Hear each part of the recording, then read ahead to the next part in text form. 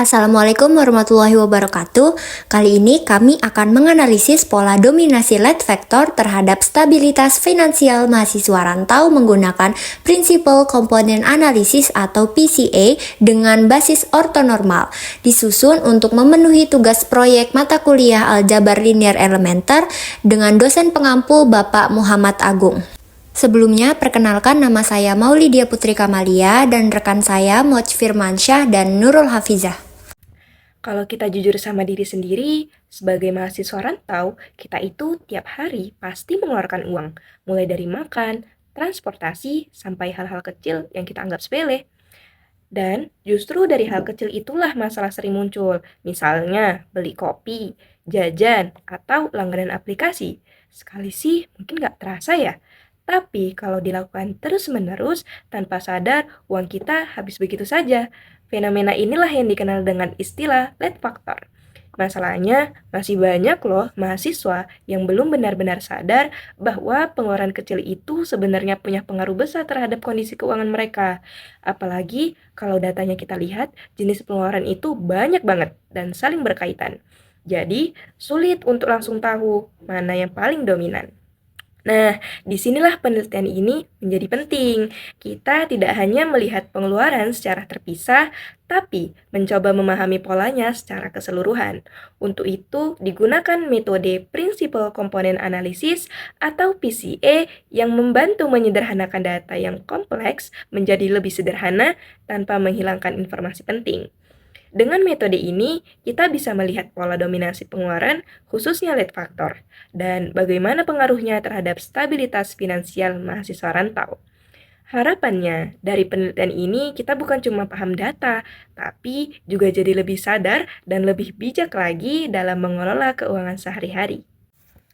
Rumusan masalah yang pertama, bagaimana penerapan prinsipal komponen analisis atau PCA dalam menganalisis data pengeluaran mahasiswa rantau berdasarkan konsep lead factor.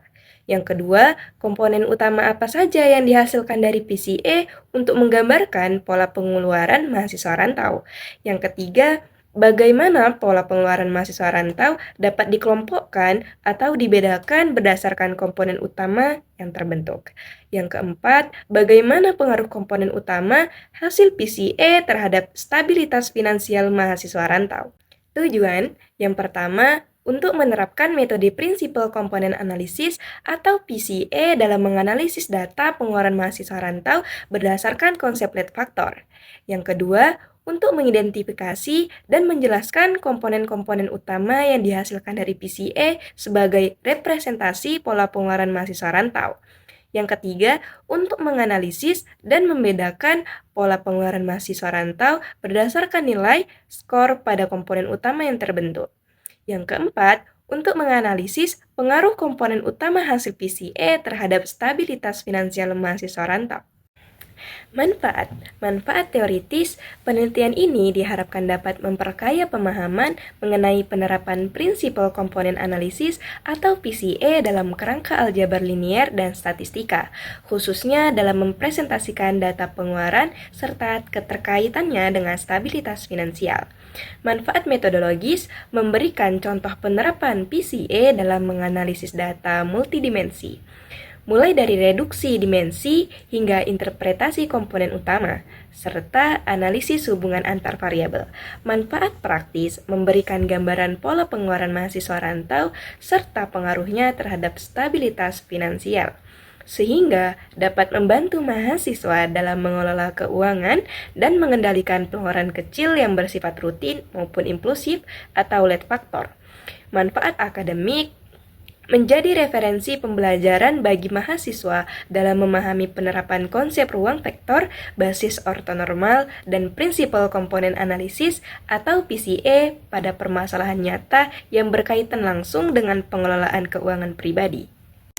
Selanjutnya bab 2 yaitu mengenai dasar teori. Yang pertama, fenomena lead vector dan stabilitas finansial mahasiswa rantau. Teman-teman, pernah nggak ngerasa kalau kita sebagai mahasiswa rantau tuh dituntut harus super mandiri, terutama dalam mengatur keuangan bulanan? Nah, idealnya kita harus punya stabilitas finansial. Artinya, kita bisa bijak mengalokasikan uang buat kebutuhan pokok, rajin menabung, dan memastikan uangnya cukup sampai akhir bulan, tanpa drama kehidupan mengenai keuangan. Tapi realitasnya, stabilitas ini sering banget jebol, bukan karena kita membeli barang-barang mahal, melainkan karena musuh dalam selimut yang namanya LED factor. Ini adalah pengeluaran kecil, rutin, dan sering kita tidak sadari. Seperti membeli kopi kekinian tiap hari, jajan cemilan, nongkrong, sampai langganan streaming saat kita melihat media sosial seperti YouTube atau game. Pengeluaran yang kelihatannya receh ini kalau diakumulasikan terus-menerus bakal ngasih efek domino yang fatal. Bikin kita susah menabung dan ujung-ujungnya bikin kita sering mengalami kehabisan uang sebelum akhir bulan. Selanjutnya, aljabar linear dan ruang vektor. Yang pertama, ruang vektor data finansial. Teman-teman, sekarang kita masuk ke bagian yang sangat menarik, yaitu bagaimana kita membedah perilaku finansial ke dalam bentuk matematis.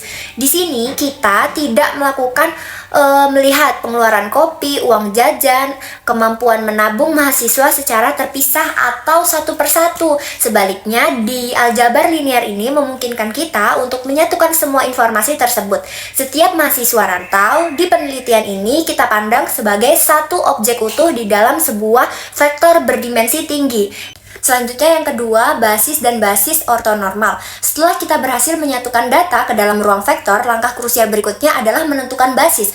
Mengacu pada konsep aljabar linear elemen, penerapan pada buku Anton dan Rores dalam bukunya tahun 2014, basis didefinisikan sebagai himpunan vektor yang bersifat bebas linear dan merentang ruang tersebut. Sederhananya, basis ini adalah fondasi atau sistem koordinat yang membangun ruang data kita.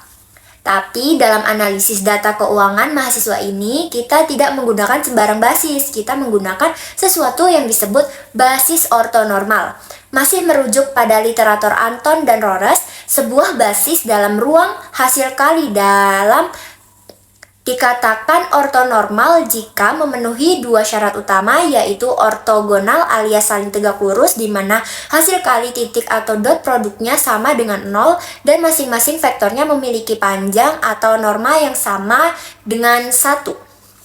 Vektor-vektor basis yang ortonormal ini memastikan arah proyeksi data benar-benar independen satu sama lain. Hasilnya, kita bisa mengukur pola dominasi dari variabel pengukuran mahasiswa secara sangat objektif tanpa tumpang tindih atau bias informasi. Baik, selanjutnya setelah kita memahami konsep ruang vektor dan basis ortonormal, sekarang kita masuk ke metode inti yang digunakan dalam penelitian ini, yaitu Principal Component Analysis atau bisa disingkat sebagai PCA. Kita bahas konsep dasarnya terlebih dahulu. Jadi teman-teman, data keuangan mahasiswa rantau yang kita punya ini kan sangat kompleks karena dimensinya sangat tinggi dan variabelnya saling berkaitan. Nah, PCA ini hadir sebagai metode statistik multivarian berbasis aljabar linear untuk mereduksi dimensi data tersebut. Caranya adalah dengan mentransformasikan variabel asli yang saling berkorelasi menjadi beberapa variabel baru yang kita sebut sebagai komponen utama atau principal component. Secara eksploratif seperti yang dikaji oleh Lei dan kawan-kawan dalam bukunya tahun 2016, PCA bekerja dengan cara mencari arah atau sumbu baru yang menangkap penyebaran atau variasi data secara maksimal. Pertanyaannya, dari total dimensi yang ada, berapa banyak komponen utama yang harus dipertahankan? Nah, di sini kita menggunakan acuan statistik yang bernama kriteria Kaiser. Berdasarkan kriteria ini, kita hanya memilih dan mempertahankan komponen utama yang memiliki nilai eigen atau eigenvalue lebih besar dari 1. Mengapa? Karena komponen dengan lambda lebih besar dari 1 terbukti signifikan dan mampu menjelaskan variansi yang lebih besar daripada satu variabel asli yang sudah distandarisasi. Sebaliknya, komponen yang nilai eigennya kurang dari 1 langsung kita eliminasi karena kontribusinya kecil dan cenderung dianggap sebagai noise atau gangguan data saja. Selanjutnya yang kedua, PCA sebagai transformasi ke basis ortonormal. Nah, teman-teman, setelah kita tahu apa itu basis ortonormal dan apa itu PCA, sekarang kita akan melihat bagaimana kedua konsep itu menyatu. Pada dasarnya, jalannya metode PCA ini adalah perwujudan nyata dari konsep perubahan dan basis penentuan nilai eigen dalam aljabar linear elementer. Berdasarkan metodologi yang dirancang dalam penelitian ini, proses transformasi data tersebut dilakukan melalui 4 langkah matematis yang runtut. Langkah pertama adalah standarisasi data. Data mentah yang kita dapat dari kuesioner harus disamakan dulu skalanya sehingga setiap variabel memiliki rata-rata 0 dan varians sama dengan 1. Kenapa ini penting? Supaya variabel dengan satuan nominal yang besar tidak mendominasi atau menenggelamkan variabel lainnya. Jadi posisinya itu setara. Langkah kedua, pembentukan matriks covariance. Dari data yang sudah setara tadi, kita bentuk sebuah matriks covariance C berukuran 10 kali 10 untuk mengukur seberapa kuat hubungan linear antar indikator pengeluaran mahasiswa. Menariknya, karena matriks covariance ini bersifat simetris, merujuk pada teori Anton dan Rhodes tahun 2014, matriks ini dijamin pasti bisa dialokasikan secara ortogonal. Selanjutnya, langkah ketiga adalah penentuan nilai eigen dan vektor eigen. Disinilah core matematika aljabar linear bekerja. Kita mencari nilai eigen atau lambda dari vektor eigen atau V melalui persamaan karakteristik. Di sini, nilai eigen mewakili seberapa besar variansi atau informasi data keuangan yang berhasil diserap oleh arah tersebut. Sementara, komponen di dalam vektor eigen atau yang biasanya disebut loading scores memberikan kita petunjuk tentang seberapa besar bobot atau kontribusi masing-masing pengeluaran asli terhadap komponen utama yang terbentuk. Langkah terakhir adalah penyusunan basis ortonormal. Kita tinggal mengumpulkan vektor-vektor eigen yang diperoleh dari eigen tertinggi, yaitu yang memenuhi kriteria Kaiser lambda lebih besar dari 1. Karena vektor ini lahir dari matriks simetris, secara otomatis mereka akan saling tegak lurus. Melalui transformasi linear ke dalam sistem basis ortonormal ini, data asli koordinat pengeluaran mahasiswa diputar menuju sumbu komponen utama yang baru. Hasil transformasi ini akan memetakan dan menyederhanakan sebaran data finansial secara eksploratif melalui grafik atau script plot dan tabel reduksi komponen pada bab analisis. Pada penelitian ini, kami menggunakan pendekatan kuantitatif deskriptif karena data yang dianalisis berupa angka yang berasal dari hasil kuesioner. Tujuannya adalah untuk menggambarkan pola dominasi pengeluaran, khususnya lead factor, serta kaitannya dengan stabilitas finansial mahasiswa rantau. Metode utama yang digunakan adalah Principal Component Analysis atau PCA, yaitu metode yang membantu menyederhanakan banyak variabel yang saling berkaitan menjadi beberapa komponen utama. Dengan begitu, pola pengeluaran yang awalnya kompleks bisa terlihat lebih jelas dan lebih mudah dianalisis. Untuk pengumpulan data, kami menggunakan kuesioner online melalui Google Form. Kemudian, data yang terkumpul direkap dalam bentuk spreadsheet untuk dianalisis lebih lanjut. Populasi dalam penelitian ini adalah mahasiswa rantau, yaitu mahasiswa yang tinggal jauh dari orang tua dan mengelola keuangan secara mandiri. Sampel yang digunakan sebanyak 56 responden dari berbagai perguruan tinggi, fakultas, dan program studi dengan teknik purposive sampling, yaitu pemilihan responden berdasarkan kriteria tertentu. Dengan kriteria mahasiswa aktif, tinggal jauh dari orang tua, memiliki pengeluaran rutin, dan pastinya bersedia mengisi kuesioner. Variabel dalam penelitian ini terdiri dari 2 bagian utama. Yang pertama, variabel lead factor, yaitu pengeluaran kecil namun berulang, seperti kopi, jajan, hiburan, belanja impulsif, dan langganan digital. Yang kedua, variabel stabilitas finansial yang mencerminkan kondisi keuangan mahasiswa seperti kemampuan mengatur keuangan, menabung, hingga kecukupan uang sampai akhir bulan. Teknik analisis data dalam penelitian ini terdiri dari 2 tahap. Tahap yang pertama adalah analisis deskriptif yang digunakan untuk melihat gambaran awal data, seperti rata-rata dan distribusi jawaban responden. Ini penting supaya kita paham kondisi umum sebelum masuk ke analisis utamanya. Selanjutnya adalah analisis PCA yang menjadi inti dari penelitian ini. Langkah awal dilakukan standarisasi data agar semua variabel memiliki skala yang sama. Kemudian dibentuk matriks covariance untuk melihat hubungan antar variabel. Setelah itu, dihitung nilai eigen dan vektor eigennya untuk menentukan komponen utama. Komponen yang paling dominan dipilih untuk mempresentasikan data dan membentuk basis ortonormal. Dari hasil tersebut, kemudian dianalisis pola dominasi lead faktor terhadap stabilitas finansial mahasiswa rantau. Perlu ditekankan di sini bahwa analisis ini bersifat eksploratif, yaitu untuk melihat pola, bukan untuk generalisasi ke seluruh populasi. Baik, selanjutnya adalah bab 4. Pada bab ini saya akan menjelaskan bagaimana cara mencari pengaruh lead faktor terhadap stabilitas finansial. Di sini saya membagi alurnya menjadi 3 macam. Yang pertama adalah deskripsi data, yang kedua adalah analisis atau VCA-nya, yang ketiga adalah mencari pengaruh dari VCA yang kita dapatkan menggunakan regresi linear ganda. Yang pertama adalah deskripsi data. Data kami menggunakan metode pengumpulan data kami yaitu kuesioner online, di mana kami menebarkan atau memberikan kuesioner kami kepada mahasiswa rantau. Didapat mahasiswa rantau sebanyak 56 mahasiswa dari berbagai universitas dan program studi berbeda. Tujuan dari kuesioner kami yaitu mengumpulkan informasi mengenai kondisi finansial, perilaku konsumsi, lead faktor, dan pola pengeluaran mahasiswa dalam 1 bulan. Isi data dari kuesioner kami yaitu terdapat 7 variabel utama, 6 variabel independen menggambarkan jenis pengeluaran non-esensial mahasiswa, di mana variabelnya yaitu X1, X2 sampai X6, yaitu adalah pengeluaran kopi, pengeluaran nongkrong, belanja, makanan, hiburan, dan langganan. Sementara satu variabel dependen menggambarkan tingkat stabilitas finansial mahasiswa, yaitu dilambangkan dengan Y sama dengan stabilitas finansial.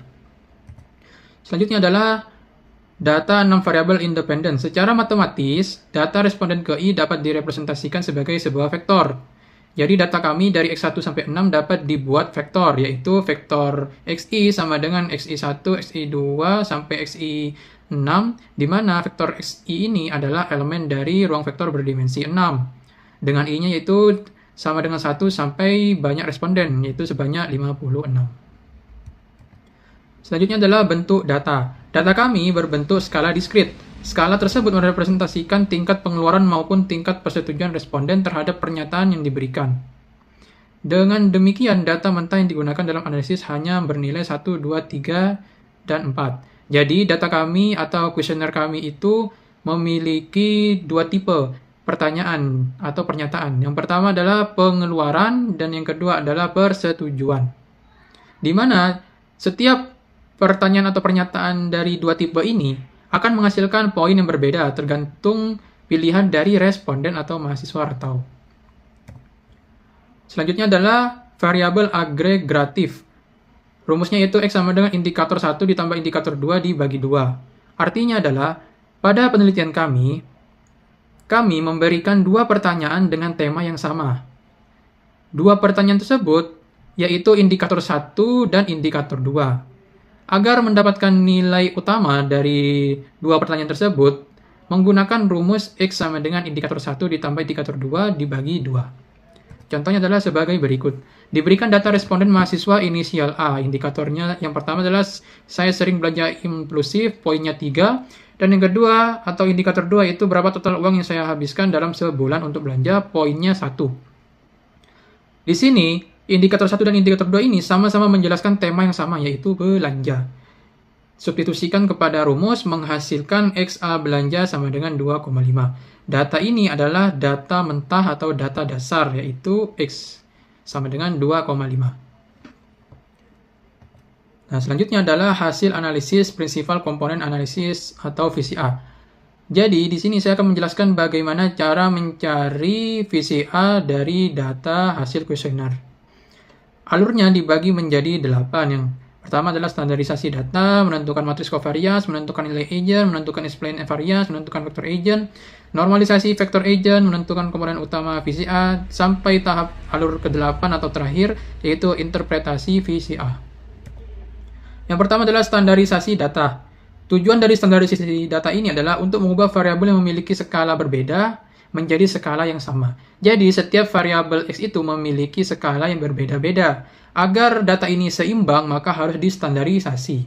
Sehingga setiap variabel hasil standarisasi memiliki rata-rata 0 dan simpangan baku 1. Selanjutnya, itu rumusnya adalah sebagai berikut. Rumus standarisasi yaitu ZIJ sama dengan XIJ dikurangi X rata-rata J dibagi XJ. Rumus standarisasi ini dapat diproses jika kita mengetahui rata-rata dan standar deviasi dari data-data yang telah kita miliki. Rumusnya rata-rata yaitu X bar J sama dengan sigma I dari 1 sampai N XIJ dibagi N dengan N sama dengan 56. Sementara rumus standar deviasinya yaitu SJ sama dengan akar sigma I1 sampai N XIJ dikurangi XJ kuadrat dibagi N-1 dengan N sama dengan 56. Berikut adalah tabel hasil dari atau nilai rata-rata dan standar deviasi dari data kami. Nah, selanjutnya adalah contoh standarisasi pada variabel ke-1 dari variabel kopi J1 atau standarisasi pada mahasiswa ke-1 dari variabel kopi J1. Dengan menggunakan rumus standarisasi didapatkan Z11 yaitu minus 0,577 sekian. Lanjut, menentukan matriks kovarian. Rumus matriks kovarian yaitu A sama dengan matriks Z transpose dikali matriks Z dibagi N-1 dengan N sama dengan 56. Dengan matriks Z itu adalah matriks standarisasi yang telah kita dapatkan sebelumnya. Hasilnya yaitu sebagai berikut. Dapat dilihat yaitu sifatnya simetris dan elemen diagonal dari kiri atas sampai kanan bawah adalah 1. Matriks A otomatis memenuhi syarat untuk dilakukan analisis VCA. Selanjutnya adalah menentukan nilai agent. Rumus nilai agentnya adalah sebagai berikut. Determinan dari matriks covariance A dikurangi lambda dikali matriks identitas sama dengan 0. Nah, hasilnya adalah sebagai berikut. Di sini A dikurangi lambda dikali matriks identitas adalah sebagai berikut matriksnya. Selanjutnya adalah determinan dari matriks A dikurangi lambda dikali I menghasilkan persamaan polinom dengan derajat tertinggi pada lambdanya yaitu 6 yang disebut polinom karakteristik. Matriks A memiliki ordo 6 kali 6 sehingga polinom karakteristiknya berbentuk sebagai berikut. Dengan derajat tertingginya yaitu lambda pangkat 6. Atau jika diubah atau difaktorisasi maka berbentuk seperti ini. X dikurangi lambda 1 dikali X dikurangi lambda 2 dan seterusnya sama dengan 0. Dengan keterangan lambda sama dengan nilai agent, A1 sampai A6 adalah koefisien real dari elemen-elemen matriks covariance A. Selanjutnya adalah dengan menggunakan Excel, didapatkan nilai-nilai agent dari matriks covariance A. Jadi, kami menggunakan bantuan dari Excel untuk mendapatkan nilai agent, yaitu lambda 1 sampai lambda 6. Jika lambda 1 sampai lambda 6 dijumlah, maka akan menghasilkan nilai yang mendekati atau kurang lebih 6. Nilai yang kurang lebih 6 tersebut disebabkan oleh sifat matriks covariance yang elemen-elemennya berasal dari data yang telah distandarisasi atau data Z. Sehingga dapat disimpulkan bahwa jumlah nilai agent lambda 1 ditambah sampai lambda 6 itu sama dengan banyaknya variabel. Banyaknya variabel yang dimaksud adalah X1 sampai X6. Selanjutnya adalah menentukan explain variance. Rumusnya adalah sebagai berikut.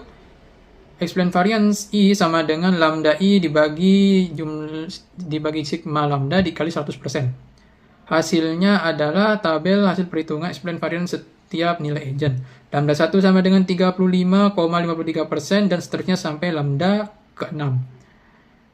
Selanjutnya adalah menentukan nilai agent yang penting dan nilai agent yang bisa diabaikan dengan syarat lambda lebih dari 1. Didapatkan bahwasannya nilai agent yang penting yaitu lambda 1, lambda 2, lambda 3, dan sisanya itu nilai agent yang bisa diabaikan lambda 4 sampai lambda 6.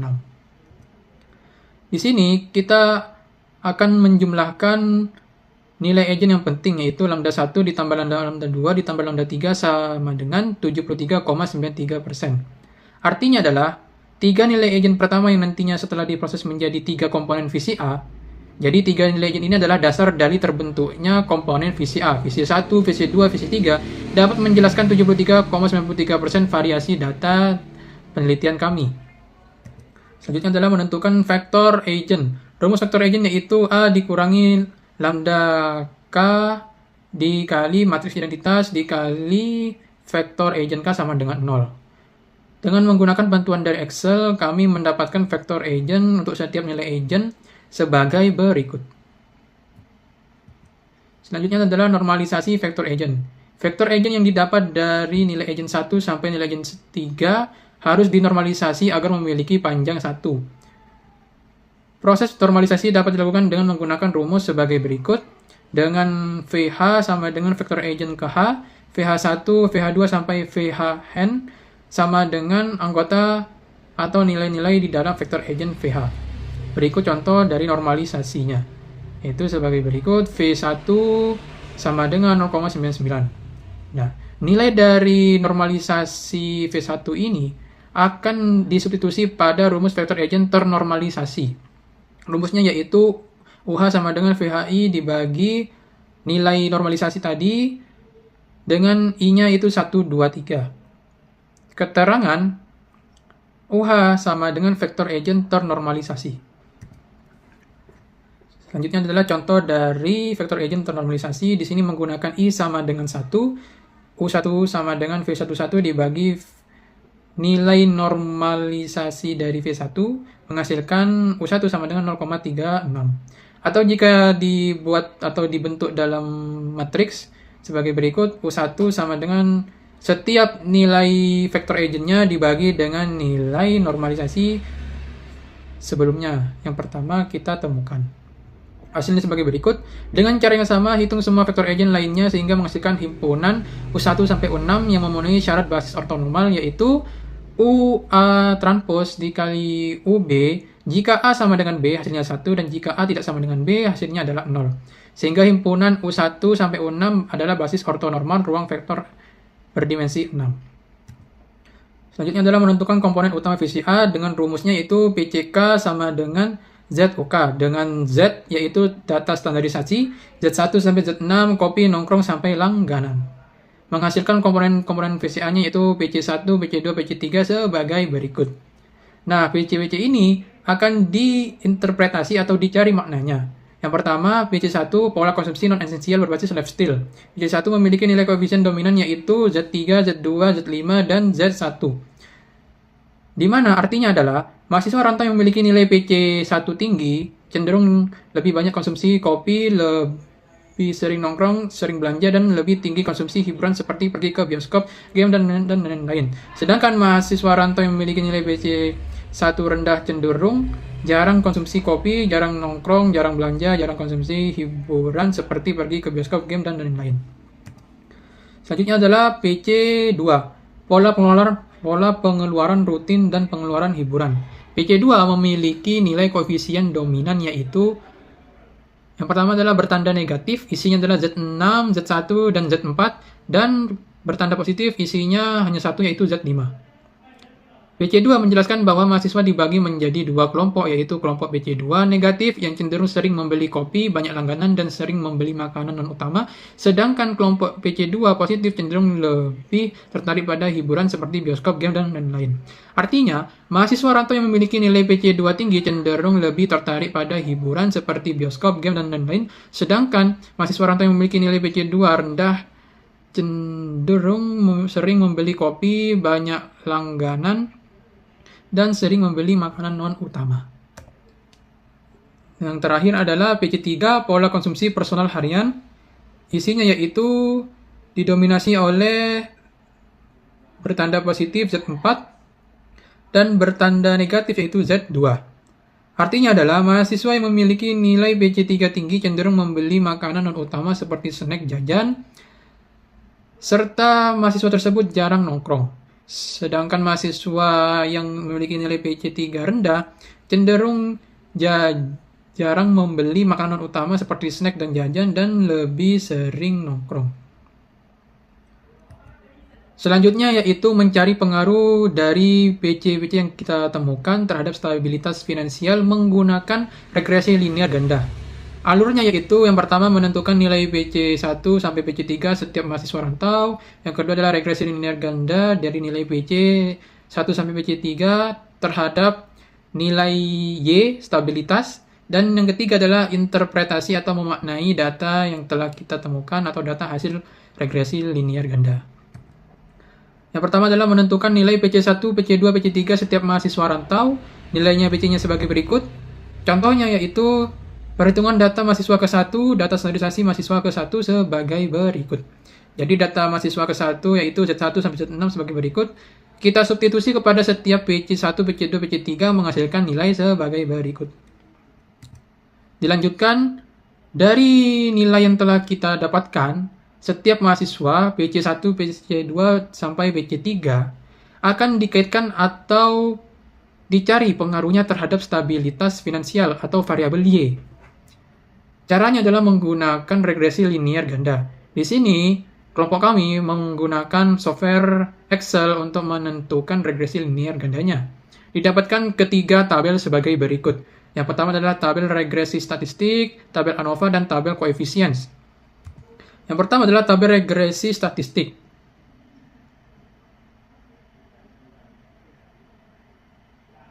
Nah, di sini tabel regresi statistiknya yaitu adalah menjelaskan tentang R-square atau sama dengan 0,14. Artinya PC1, PC2, dan PC3 dapat menjelaskan 14,92% perubahan stabilitas finansial mahasiswa rantau, sedangkan 85,08% sisanya dipengaruhi oleh faktor lain di luar penelitian, seperti uang jajan, gaya hidup, kondisi ekonomi, keluarga, dan lain-lain. Selanjutnya adalah tabel ANOVA.